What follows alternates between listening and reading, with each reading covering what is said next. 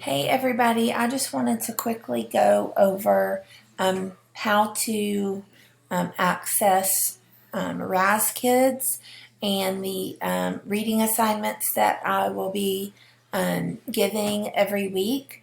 Um, just because of COVID and having to have smaller groups, that means that guided reading groups that meet with me, we're not able to meet as often as we normally would because of having to keep the groups really small. So, in order to make sure that the students have plenty of opportunities to read new books, they'll still get their hard copy book that we will use in our guided reading group. But I'll also assign 2 books through RAZ Kids every week for homework so that they will have some additional practice reading books that we're not, going over in our reading group. So that will be some of their assigned homework. So you'll just go in as you normally would for homework under our Google Classroom. Remember, you always go, because it takes you automatically to the stream. Make sure you're going to classwork. Then you're going to go down to homework. And then I've got all the instructions here, which I'll go over, but you just click on the link and it will take you to this page. And then, so your student just will find their name, and then I'm just going to sign in as a sample student. They will type in they will know it as their iRead number, or it's their Google password, but without the at symbol ECSD. So it's just the number. It's their student ID number that they will have throughout their whole time at in Effingham County School District. So it again is just the number portion of their password. So on that secret identity badge that we've sent home at the beginning of the year, that's what they need to type in, just the number part, not the at ECSD. And it's what they use and you can, ask your student, it's what's on their driver's license that they use in the classroom. And that they use to sign into iRead. It's just the number.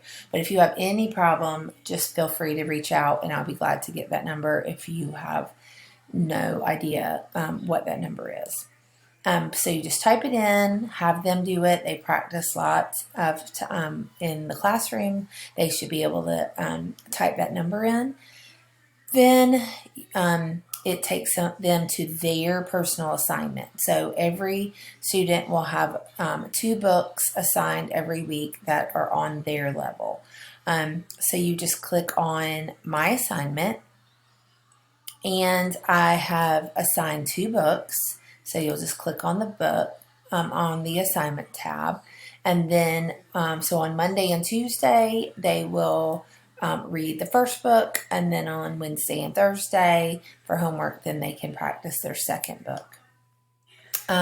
So once you click on the book, then you have these options: listen, read, and quiz. Right now, I'm not going to do a quiz until we kind of get more used to just listening and reading the books. As we move along, and as certain students are ready, then I will assign a quiz for those students too, just so that they can get used to comprehension questions and paying attention to what they're reading and comprehending what they're reading. But for right now, while we're getting used to this, we're just going to listen and read. So on Mondays, for their first book, they will click in, and you just see how it turns blue. You just click on listen. It'll open up the book for you, and it will read the whole book for them. So as you can see, it highlights each of the words, and it gives them kind of a preview of the book, especially with names. Those can be tricky. They can has 2 pumpkins.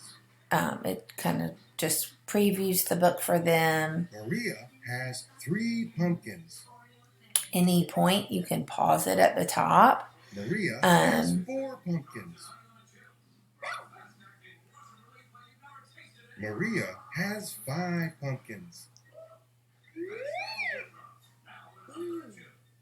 Maria has 6 pumpkins. Maria has 7 pumpkins. So I'm just going to show you how it goes. Maria has too many pumpkins.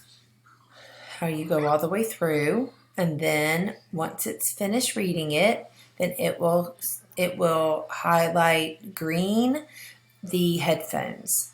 So then next you will click on the book, and this is their chance to read the book. So they will go through, they'll read the title. Now if there's a word, like for instance, I'll show you in just a minute, that they might not know. So like if they don't remember the name Maria, Maria counts pumpkins. And as they click in, and they might not remember, which just encourage them to stretch the sounds that they hear or that they see in the word. And but with names, sometimes they can be tricky. So a cool thing about RAZ Kids is that you can click on the word, and then they can hear just the word. So Maria, they're able to do that, and then just have them touch each word. Maria has 1 pumpkin, and they just click through and read it all the way through. And they'll read it out loud, read it to you. And then when they're finished, they'll click done. But on the second day, you'll go back into the assignment. You're on Tuesday night for homework, and then you click. They can listen to the book again if you would like, but if not, they'll just click on the book again. But this time, after they've read it through and practiced one time, then I would like for them to record themselves, so that they not only can they hear themselves read it, but then I'll be able to hear them read it too. So they'll just click on the recorder, and as you can see right here, this is the record button. So they'll just press record, and then you can see right here how the recording has started. So they'll just click through, read Maria counts pumpkins. Maria has 1 pumpkin. Maria has 2 pumpkins. Maria has 3 pumpkins. Then when you're finished recording, you just press the stop button. Then they can hear themselves read, which is a great resource. And then you can see right here how, and then you can pause it. They can re-record it if they would like. So on Tuesday, after they read it through once without recording, then you can record it on the second night. Then I was going to show you quickly too, there are some other options. So if there's a word maybe that that might be a little tricky, they can always highlight the word to kind of remember, oh, that is a sight word that I've been practicing. They can, we use a lot of labeling in our not only in our writing but in our reading. So, and it helps us with words we don't know. We look at the picture clue to help us, and sometimes there are labels, so they could even label pumpkins if you would like to do that. So there's all kinds of cool little tools in here that they can use to kind of help with their next read through. So I'm running out of room. There we go.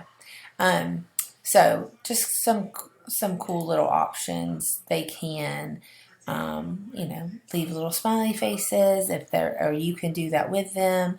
If it's one that they really did a great job reading, you can leave those in there. So even type little notes maybe to me, or even as a reminder for yourself for the next day, but you can put notes in there as well. Then even a little word journal, which is really cool. So if it's a word maybe that they're working on at home and you want to add that in there as a as they accomplish it, or it may be ones that they need to work on, however you want to use that journal. So they'll go, so that is Monday and Tuesday. You will do the first book. And then on Wednesday and Thursday, then there's the second book that they can work on. And again, they do the same thing. They listen and then they read. Then on Thursday, you can listen to it again if you'd like to, read it, and then record it. And then if they want to do more, then they can go back their little reading room and they can look that if they go to the reading room, then there's other books too. And so they're welcome to do those.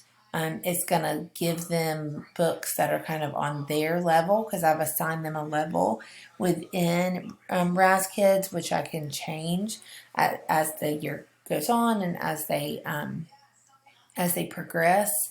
But they can, read books within their level in their reading room too, which is really cool. But it may be a book that I may assign, in the future, but of course they're still welcome to read it as well. So just look for this. If you have any questions, feel free to reach out to me.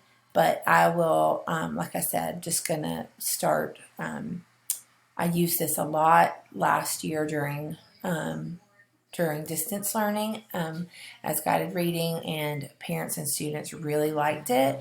So I think it's a great resource to have not only a hard copy book in their hands, but then gives a lot of options for them to have more books throughout the week as well to practice, and they on their Chromebook. So if you have any questions, feel free to reach out, and I look forward to listening to the recordings of all of what they're reading at home.